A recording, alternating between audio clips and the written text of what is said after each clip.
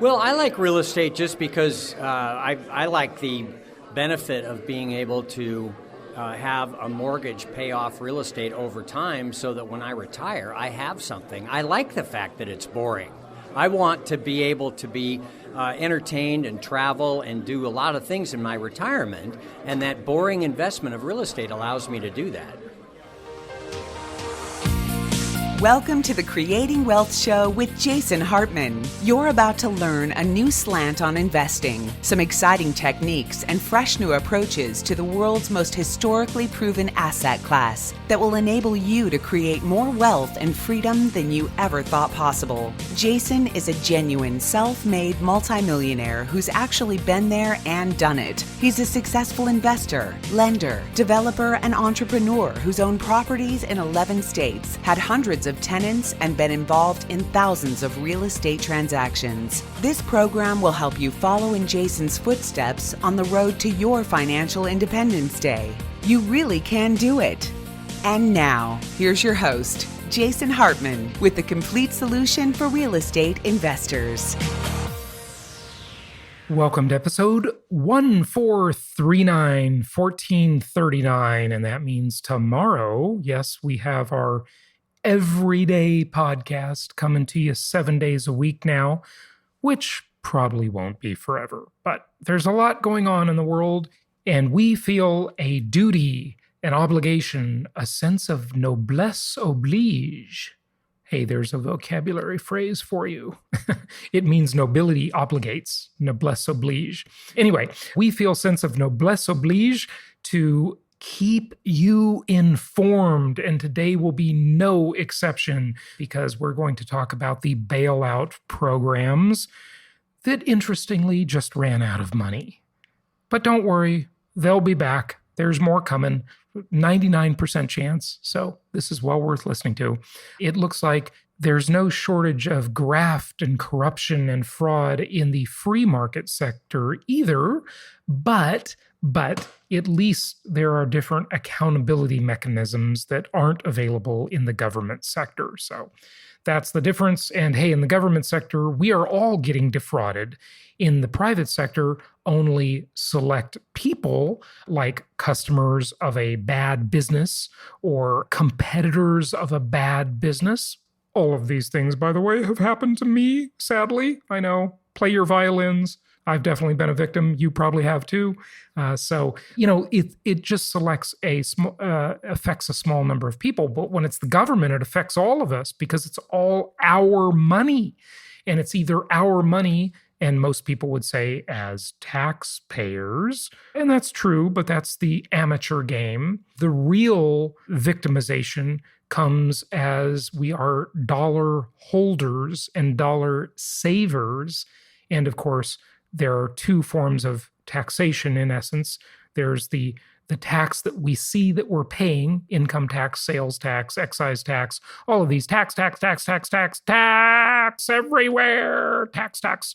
But there's also, of course, the inflation tax, which destroys the purchasing power of our money and other things, the purchasing power of our debt that we pay back to our lenders, of course. And we love that as real estate investors. And it makes debt our favorite four-letter word, doesn't it? Yes, it does. Okay, enough of that because you've been listening to the show and you already understand what I'm talking about. But tomorrow is a 10th episode show, which, by the way, you are going to just love. It's my interview with Mike Robbins, and we talk a lot about how the quarantines and the pandemic is affecting people, and it is really so sad to see. You know, I read an article yesterday that said calls to suicide hotlines are up by 800%. 800% increase in calls to suicide hotlines. The left has now begun to vilify the right in the political spectrum around the world because the right wants to put people back to work and reopen the economy, and the left says, how can you be so callous? That is so terrible for you to say something like that when lives are at stake. And that is true, but it's not the whole story, which is the common thing with the left. There is certainly a nugget of truth. They are right about that. Yes, we have to be very careful. There are lives at stake. But the question is, how many more lives are at stake by driving people into poverty, by forcing people into solitary confinement, into loneliness? I mean, look, folks, I've talked about this before. In England, I mean, this was maybe a year ago when I shared this story with you. They actually appointed a whole new ministry in their government, the Ministry of Loneliness. It is such an epidemic. You know, you read these articles, especially about older people, but it's not just about older people, okay? People of all ages suffer from the loneliness epidemic. Well, actually, maybe we shouldn't call it an epidemic. Maybe it's a pandemic. There is a slight difference in those definitions we've talked about before. Look it up. Maybe it's a loneliness pandemic around the world. And, you know, this technology, as much as it brings us together, it also separates us and keeps us apart. And a virus will keep us apart too. So this is not a small issue, okay, of keeping these lockdowns in place. And they are starting to lift in different places. We got to lift them very carefully. Obviously, there are many considerations and precautions. But if you want to kill people and destroy their life, drive them into poverty, okay? Because this has got such an unequal distribution of effects, because people at the lower end of the socioeconomic ladder almost never are able to work from home. Yet people at the higher end that are knowledge workers, that are in the information economy, heck, they can just work at home. It's easy. I mean, like, you know, people ask, well, how's it affecting me? Well, my life's hardly changed at all. In fact, some ways I like it better. And I'll talk about that tomorrow. But for other people, this is misery. This is torture. This is awful. Think about it. It really has a very uneven effect. And as we continue these quarantines, people are being driven into abject poverty. They are falling down the socioeconomic ladder. And some of you with your rental properties will lose your tenants, but you're going to pick up new tenants that have fallen down the socioeconomic ladder. And that's why I've always recommended for the past 17 years, the basic bread and butter housing is the best investment, because you can catch people just starting out in life that are maybe moving out of the home and it's their first rental. Maybe it's a move up from an apartment and it's their second or third rental property. Maybe they're kind of these lifelong renters and they'll rent from you for a long time. Or maybe they are people that used to have a bigger house that they rented or a house that they owned, and they're now out of, we saw this during the Great Recession, of course, same thing is happening now or will happen soon. They're moving down the economic ladder. They lost their house or they lost their bigger house, and they end up renting from you as they move down the economic ladder. But hopefully we will not let this go on for too much longer, and people will not be pushed too much further down the socioeconomic ladder, because it is very sad. There's no question about it. Folks, I am a bleeding heart capitalist. Yes, I'm a bleeding heart capitalist. And I think we all need to be that way. That's the right choice, okay? Not a bleeding heart liberal, because they usually end up with the wrong conclusions. They always seem to be hacking at the weeds rather than the root, and putting a Band-Aid on the problem rather than really solving it. So anyway, that's that. Bad news out of China, and shows one more reason why you cannot trust the Chinese government. Looks like the death toll is much higher than previously stated. So I'm sure you've seen the stories about that. I won't go into it. Now, a couple other things I want to make before we get to our guest today and we talk about the bailout programs with the SBA and the Paycheck Protection Program, the PPP and the EIDL, and these two major programs. And we'll get to that in a moment. We've got a guest on that. But a couple more points, okay? Number one point. I have been doing in a very informal survey, informal research, just anecdotal impressions that I've been getting surfing around social media, especially Facebook. And I have, of course, a zillion real estate investor friends. And I am in many, many different groups, mastermind groups with many, many, many real estate investors, okay? Like 9 out of 10 of my friends are real estate investors. And that doesn't mean just you listening. That means other people that are doing different things in real estate than you might be doing, okay? And I have been amazed. I don't think I've shared this with you yet, but I have been absolutely amazed since the real significant impact started hitting, since the stock market first initially crashed, since the lockdowns started.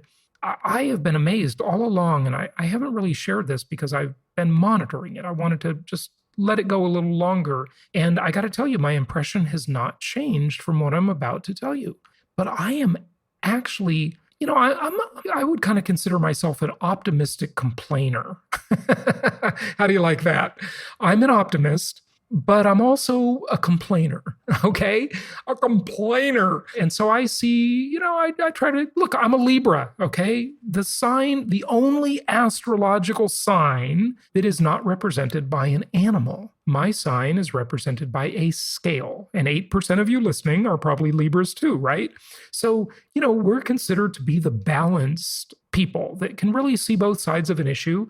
And, we make excellent judges, by the way. When I was growing up as a kid, I used to watch courtroom dramas, even at a very young age. And I always wanted to be either a lawyer or a judge, really a judge, because I think I could do a really good job at that. But anyway, didn't go that route. And I try to see both sides of an issue as much as I can, okay? Of course, I'm human and I have my own biases just like everybody else. But I have been amazed, really, truly amazed. And I didn't think it would be this way, okay? Just my anecdotal survey, my impression from looking at social media and talking with a zillion people, I'm amazed at how optimistic real estate investors are. I mean, it's like, as soon as this happened, I started reading post after post and having conversation after conversation with people, meeting on Zoom with different mastermind groups that I'm involved in. And they're just optimistic. It's like, yeah, game on. We're going to keep on buying. Okay, if my tenants don't pay for a month or two, so what? Maybe I'll take up my lender and get a forbearance, which everybody can get, basically. And, maybe I'll do that, or maybe I'll just keep paying my mortgage and, just keep on buying right into the storm. There's like no level of fear whatsoever. I did not think it would be this way, by the way.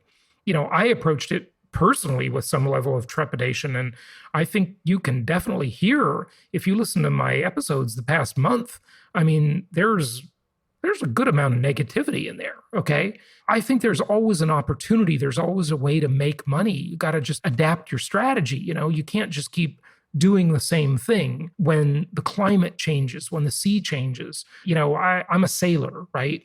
And for 13 years, I was a member of a sailing club in Newport Beach, California.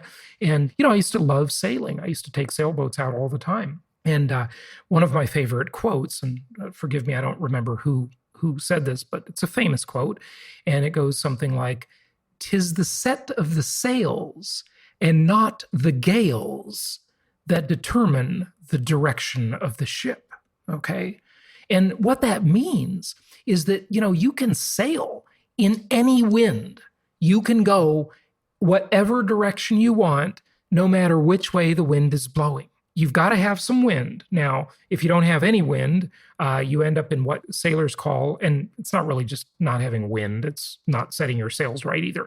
But you sailors are going to check me on this and see if I know what the hell I'm talking about. I know you are. I know you're doing that. You could end up in what they call, you end up in irons, okay? And that probably came from the pirate days when, people are shackled in irons, right? You end up in irons where you're not moving, okay? Because your sails have just lost the wind and it's not a good situation. But as long as wind is blowing in any direction, you can go whatever direction you want in a sailboat, okay? You can go right into the wind by tacking, okay? Tacking back and forth. It's a little slower, but you still get there. So the point is you have to adapt your strategy always. And we've outlined a way already for you to adapt your strategy. And I've talked about the mass migration that will start. And by the way, yesterday, I got a great interview coming up for you next week. I interviewed the CEO of Element, or is it Douglas Elliman? Anyway, the biggest real estate company in New York City, and they've got offices in many other places as well. Dottie was on my show, and she was awesome. I just finished that interview yesterday. We'll put it up next week. And I tell you, if you want to hear it from the horse's mouth of a big city real estate broker, okay, with I don't know how many agents, probably thousands of real estate agents, she says people are going to flee New York City. Now, saying that is severely against her own self-interest. So that interview will be coming up next week. You won't believe it, but it corroborates the strategy I've been outlining for you. And learn more at pandemicinvesting.com, which, by the way, we're going to update the content there. I'm going to say it's really old content because it's from 3 weeks ago and so much has changed. So I want you to think about that. Number one, the optimism of real estate investors, really amazing. The path we've laid out for you. Okay. The other thing I want to talk to you about more, we don't have time today because we've got to get to our guest. The idea, and this is an interesting idea, another way that they are transferring wealth. Okay, we want to always watch out for what the elites are doing and how they're transferring wealth. And one way is transferring wealth between the generations. So just think about this, and we'll talk more about it later. You have these artificially low interest rates that we've had for many years now, financial repression. You force older people with savings you force them into more risky investments. And many of these investments are securitized by debt. And if you need more debt to create more securities, what do? You insure. One of the biggest debt problems and debt bubbles here, right, is student loan debt. You insure student loan debt through the government. So all the universities raise the prices to ridiculous levels, total scam. We all know that, complete ripoff. And then you have another investment product for older people, baby boomers, and the generation even before them, okay, the silent generation, the GI generation, whatever, they invest in those securitized debt instruments. And so basically what you do is you sell the future, you ruin the future for the younger people, but you kind of have to do it because you need a securitized debt product for the older people with savings to invest in because they can't just put their money in the bank anymore because of financial repression. Total scam. The other thought I want to leave you with before we get to our guest is just to remind you of what I said the other day about how so much inflation is baked into the cake, not by fiscal and monetary policy, but by venture capital and BS IPOs and the way the public markets work. We have funded these zombie companies with ridiculous levels of funding, whether they be Uber, Airbnb, WeWork. These companies are good ideas, but they're a joke the way they're managed financially and the way they're funded. It's a total freaking joke, okay? It's a scam. And these companies, they need to make money someday or they're not going to be here anymore. They're basically surviving on just new funding all the time, which is not how you run a business. Remember my quote, real businesses make profits. My business is a vastly superior business because it always makes a profit to any of these big giant companies that are just cash holes that you just dump cash into. It's like owning a boat. It's a hole in the water you dump money into, right? I owned a boat, 48-foot boat. Hole in the water you throw money into, okay? That's what it is. And that's what these companies are. They're the same thing. So guess what? That is an inflationary force.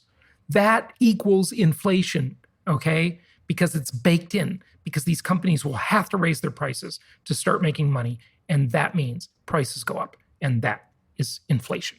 Okay, so just think about that. Those are some new ideas. I haven't heard them anywhere else. They came out of my own head and they're interesting. Think about them. Okay, hey, I got to stop talking. We've got to get to our guest. And so let's talk about the bailout programs and make sure you avail yourself of these programs and probably want to get in line now if you didn't get in already because that next round of funding is on its way. Here we go with our guest. It's my pleasure to welcome Jessica Mah. She is founder of inDinero, and they help small businesses with a variety of financial issues, from bookkeeping services to tax prep to virtual CFO services. And we are here to talk today about the SBA bailout programs, what's left, what might be coming. She is the founder of this company. They are distributed with about 300 people on their team. She has been featured in Forbes and Inc. magazine's 30 Under 30 list. Jessica, welcome. How are you? Wonderful. Thanks so much for having me. And you're coming to us from my hometown, Los Angeles, California, right? That's right. Excellent. Well, we are all quarantined up here, and the government and the Federal Reserve are printing money like crazy to bail everybody out. And there's a lot of confusion around these programs. There are two basic programs, the PPP and the EIDL. We'll jump into this. You've given a lot of webinars and presentations on this. And we just heard that PPP, the Paycheck Protection Program, has run out, but we don't think that's for very long. It's going to come back, or some other program will come back. Jessica, why don't you address that maybe first, and then let's dive into the details of these programs. Absolutely. Yeah. Well, first off, thanks for having me. And to everyone out there who has a business and who is, going through challenges with COVID, sending you all a lot of love here because, it's a challenging time. And I know many of us have applied for PPP and EIDL and some of the other government bailout programs out there and are wondering, will there be more funding to come in to enable us to get funded, right? Because I think there are reports that have said that only 6% of all applications have actually been approved by the SBA and funded. And I believe that number is pretty close to accurate. We have over 1,000 customers at inDinero have filed PPP EIDL loan applications for the majority of them, and we have seen less than 10% get approved. With that said, I strongly believe that we will get more funding, and therefore I highly encourage all business owners to apply and get back in line to, have a shot of actually receiving the funds. Okay, so maybe the first thing to say here about this is the best source to simply just go to your bank where you bank now, where your business banking account is, and just apply with them. I mean, there are brokers, there are different sources, but it seems like just use the bank you bank with already, right? Is that sort of the best way to go? That's what the SBA is saying. However, that is not necessarily the best advice if you want to increase your probability of getting a loan. The people who I know who have the most success getting a loan have gone with smaller regional banks. And I have friends who have bank accounts at, say, Chase or Wells Fargo. Oh, two terrible banks there, Chase and terrible. Chase and Wells Fargo, they both suck, and so does B of A. So we got them all, and shitty bank, Citibank. It's really unfortunate because of all of our customers at Chase, none of them got funding. Yeah. However, we have a few who were willing to file applications through smaller regional banks that you probably have never heard of, and they got the loan through the smaller bank, even though they applied the same day with Chase and with those other banks. So that is my advice. Are you saying that even though they didn't have a relationship with, they didn't have an account with that smaller regional bank, they just knocked on their door as a stranger and said, wow, that's absolutely ridiculous. I know people who've applied at 5 banks because they were stuck at Wells Fargo, and then they added 4 small regional banks, and then they get approval to. So the problem is that in order for the bank to submit your application to the SBA, they have to go through their own internal review process, and they have to internally approve your loan application before they're allowed to submit it to the SBA. With the bigger banks, it's just going to be more bureaucracy. Mm-hmm. Well, yeah, it just shows you what a fiasco is. These big banks are awful. And of course, they just get a bunch of government bailouts and we all pay for it. It's absolutely pathetic. But that's good to know about the regional banks. That's great. What about brokers? Have any of your clients used brokers? I don't really think brokers are going to add a lot of value here. I think that you could knock on the door for the smaller banks if you have a lot of deposit money. Like if you have 7-figure deposits, you're willing to move to a smaller regional bank. Oh, they'll probably love you. Yeah. They will expedite your application. And likewise for folks with, 7-figure deposits who need help, feel free to, send us an email. And we have relationships with some of these banks, and we can, try to make sure that you're buttoned up and your loan actually gets processed. Okay, so even though PPP is out of money now, can you still apply? Will the bank take your application? I mean, the banks absolutely will. Oh, and because they think like we do that there's just more money coming, right? Exactly. Got it. And they also don't want the bad press of saying, oh yeah, we are just putting it on hold. And then if it comes back alive, all the other banks have been working on internally processing applications, and then they're going to get ahead of line, right? Mm-hmm. So every bank is accepting PPP and EIDL applications, even though both programs are currently on hold due to running out of money. Yeah, wow. Oh, so EIDL is also out of money? EIDL is also out of money as of today. Wow. What a government fiasco this is, isn't it? I know. So we need a few more $1 trillion, and that might not even be enough either. Okay. Well, look, we're all pretty much, pardon the pun, banking on the idea that these programs are going to be refunded. I have no doubt that they will. The government action and Federal Reserve action has been swift and bold. I mean, there is no reluctance whatsoever at the powers that be on bailouts. It's not even like they're thinking about it, giving it a second thought. Hey, there may be consequences. They may create tons of inflation later.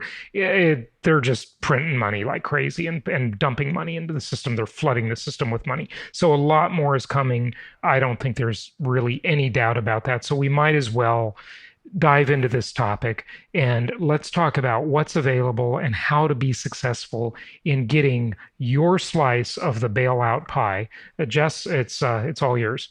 Awesome. Well, again, really hopeful that all this comes back into action. And I think some of the most important advice here is to fill out the application and work with your accountant or whoever your financial advisor is for your business to make sure that everything's accurate. But I would just get that into the bank today. It doesn't need to be perfect. I think ultimately you're going to be able to adjust the amounts. And what I've seen is that the SBA, they're not really checking the amounts. They're just trusting the banks. And if you have a good relationship with your banker, whoever that person is at your bank, they're going to get this loan application processed. The other advice is to show your work.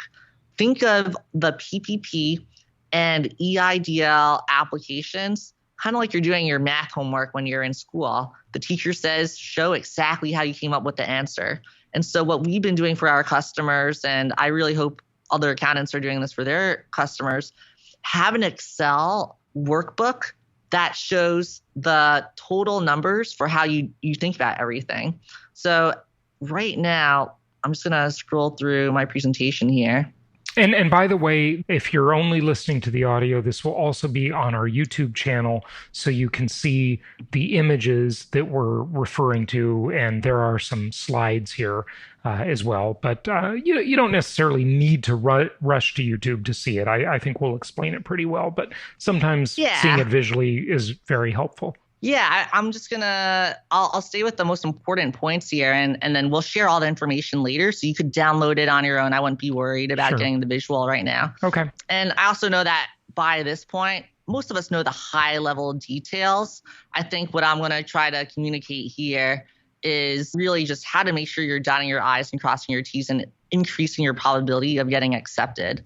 And as you know, the PPP program will give you 2.5 times your average monthly payroll, up to $10 million.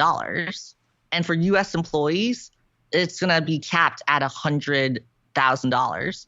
And so when I say show your work, have a workbook, what we've been doing is not just showing the total payroll, but really showing all of the payroll and then all of the payroll minus the money spent over $100K in salary.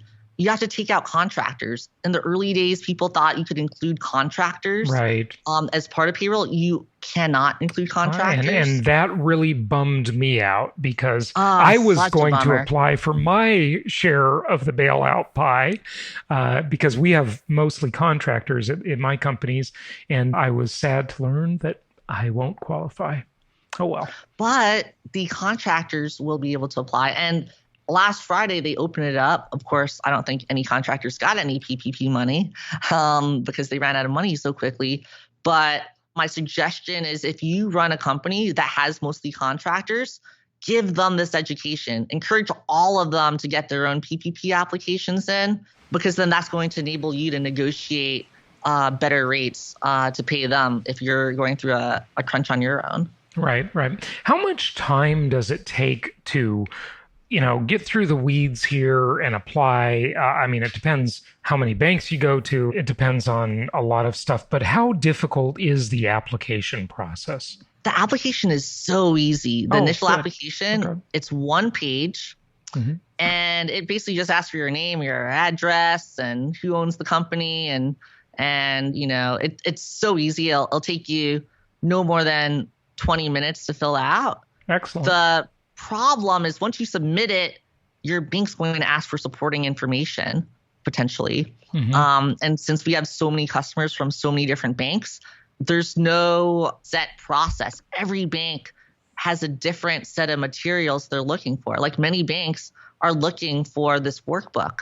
And when you submit the initial application, they don't necessarily tell you what they're going to need from you. So my other advice is email your bank and say, what other supporting information will I need in order for this to get internal approval and to be formally submitted to the SBA? That's the magic question that I really want everyone here to ask. All Don't right. be say that magic question again. Let's make sure people caught that.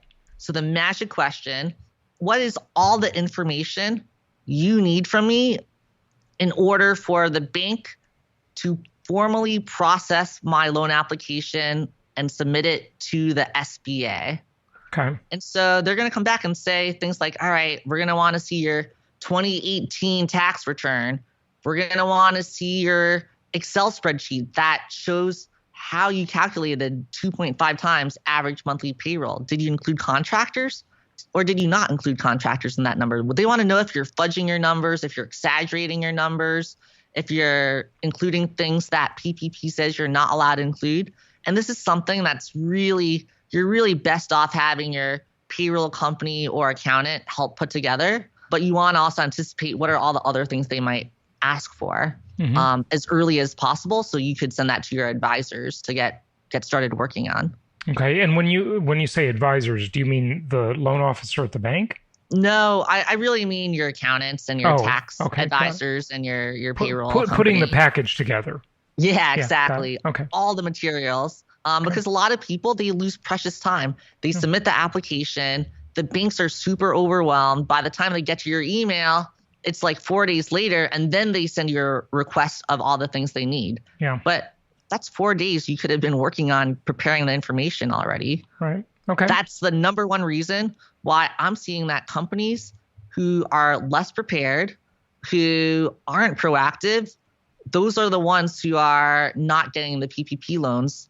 So yeah, I hope this is really helpful, kind of inside what I've seen. Okay. Go ahead and cover more information on your slides now. Yeah, sure. So a little bit on the details here. So the SBA has changed a lot of these numbers through the past 2 weeks. At first, the interest amount was a few percentage, then it dropped to a 0.5%. Now they've settled on it being a 1% interest loan.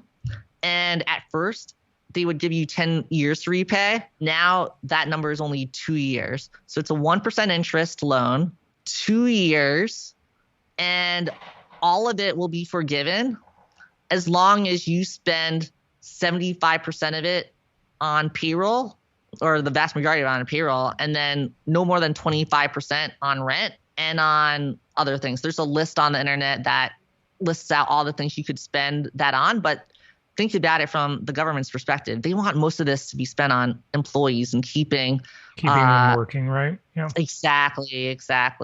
And so to that extent, what you're going to do once you get approved, and I want to say once you get approved because I really believe that they're going to try to get most of you guys approved here. You're going to set up your own separate bank account. Call it the PPP bank account. Okay. And you want to make sure there's a paper trail to show that you're following these rules where most of the money's going to payroll. And so I'd go to my payroll company and change it so that all the payroll is spent from that new PPP bank account. Because if you don't have this buttoned up, you might have problems having the loan forgiven at the end. Okay. Now, I can't, I just, nobody knows yet, but I just envision really a total mess in the loan forgiveness aspect at the end, right? So, oh my God, yeah. These are they really just basically grants? I mean, they're loans that it's not really a loan if you don't have to repay it. It's a grant, okay? They're just giving you the money. But you might have to repay it, the government is saying, if you don't spend it properly. Is that how it works? Yeah, if you don't spend it properly. And then also there are rules around what the total headcount of your company is. So if you laid off employees because of COVID, and if your payroll spend this year is lower than your payroll spend pre-COVID, then there will be less money forgiven. The idea is that with this money, you're going to rehire any of the people that you've laid off or furloughed. And to the extent that you don't do that, less of this money will be forgiven. I just imagine them not checking that or accounting for that very well. I will make a prediction here. Maybe I'll be wrong, but I bet a whole bunch of companies won't spend the money properly. They will lay people off and they'll still get their loan forgiven somehow or another, but maybe not. Don't bank on that, by the way, folks. Don't bank on that. Absolutely not bank on that. Don't bank on that. I think there's a good it's just a prediction because government programs are a mess always, right? So yeah, they will probably go after bigger companies though and make an example of them. The big players, yes. The little ones, they won't have time for the small fish. But anyway, again, I'm not recommending that. I'm just saying that my prediction is a lot of bad apples will end up with grants, and we're all going to pay for it through either taxes or inflation, one or the other. That's the only way the government can pay for things, those two ways, right? Okay, go ahead. Yep. Yeah, so I'd say you just want to start thinking about, I would at this point still assume though, that the PPP approval process, it's going to be at least another week or two before Congress gets their act in order, if not longer. Right. From the time you submit this to the time that it gets processed and submitted to the SBA by a small regional bank, the average we're seeing is about 4 or 5 business days. And then from that point, it's usually pretty quick. Once you've been formally approved by the SBA, it's about another 3 or 4 business days before you get final paperwork. And in most cases, the paperwork is non-negotiable. It's kind of take it or leave it. You sign that, and then the bank will fund you the next business day. So to that extent, you really want to be careful. This next month, you could furlough and lay people off. A big popular question I get is, well, what if I need to lay people off because PPP money is not available yet? Will this decrease the forgivable portion? And the answer to that is actually you're allowed to lay them off now. And then once you get the loan, you can rehire them back and unfurlough them and still be able to take advantage of the forgivable aspect of the loan. But I would not wait. If your business cannot stay sustainable, you need to make those changes and cuts today, and that will be okay according to PPP. Yeah, this is just such a whole sad mess we're in. People are, these activities of dealing with the SBA, dealing with the bank, horsing around, furloughing or laying people off, then rehiring them. None of this is productive activity. None of it. This is not what an economist wants people doing. We want people growing their business. And here we're all just now messing around with paperwork. It's just really a bummer, but it is what it is. So let's get through it together, folks. Exactly.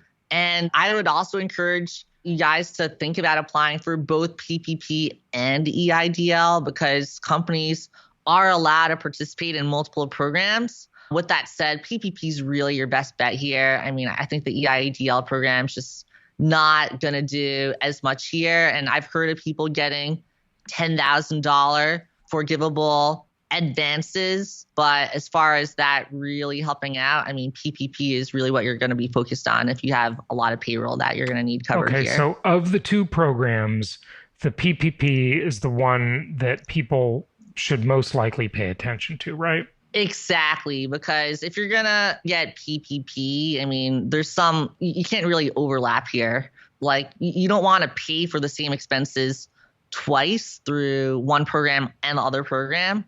You really have to treat it as the EIDL program. If you get EIDL, that's covering stuff that PPP won't cover. So to that extent, you want to just get PPP. And also, when they expand PPP and EIDL, it's going to happen at the same time. If PPP's out, EIDL is probably out as well. So just keep that in mind. Okay. I think we've covered the most important elements here. What I also want to mention is that a lot of these smaller regional banks, every bank says we have to focus on our existing customers. And that is correct. With that said, as we discussed earlier, the smaller banks, they want new customers. Right. They want new deposits. They want to help people who are getting screwed by the big mega banks. Yep. So I wouldn't be shy about moving around and putting in 2 or 3 applications. I don't think anyone's really pushing that advice publicly. I've heard mixed answers on that multiple applications thing. I have heard from some, and this is probably pretty important, that if you put in more than one application, it could be triggered as though it might be fraudulent in the system, and you might get both denied or delayed. You're really saying put in more than one application though, huh? Is that the experience you're finding works the best? I'm saying the folks who put in multiple applications are more likely to get approved if you look at the actual metrics and data I'm looking at. Mm-hmm. Okay. And keep in mind, what is it that you're really focused on? You're focused on the bank getting through their internal application process the fastest, and then having that submitted to the SBA as quickly as possible. And so that gets you towards the front of the line. Whereas with the bigger banks, you're just going to be way further back in line, for that bank. So that's why I really stand by this advice. And this is all super controversial, debatable. This is new territory here. It's totally new. Yeah, it's so confusing what's going on right now. It's a big fiasco. Okay, Jessica, well, good. This is great information. We did talk about the loan application process sort of at the beginning. So that's great. Please give out your website and tell people where they can find your company and find out more about these programs. Yeah, absolutely. So we're publishing information on this all the time at blog.inDinero.com. And feel free to email us. We're happy to answer questions. We're not charging for answering questions. We just want to help other businesses out. COVID@inDinero.com. Feel free to just let us know what you're struggling with or what you're curious about, and we'll get someone on our team to help you out. Jessica, thanks for joining us. Thank you for having me. Thank you so much for listening. Please be sure to subscribe so that you don't miss any episodes. Be sure to check out the show's specific website and our general website, hartmanmedia.com, for appropriate disclaimers and terms of service. Remember that guest opinions are their own, and if you require specific legal or tax advice or advice in any other specialized area, please consult an appropriate professional. And we also very much appreciate you reviewing the show. Please go to iTunes or Stitcher Radio or whatever platform you're using and write a review for the show. We would very much appreciate that. And be sure to make it official and subscribe so you do not miss any episodes. We look forward to seeing you on the next episode.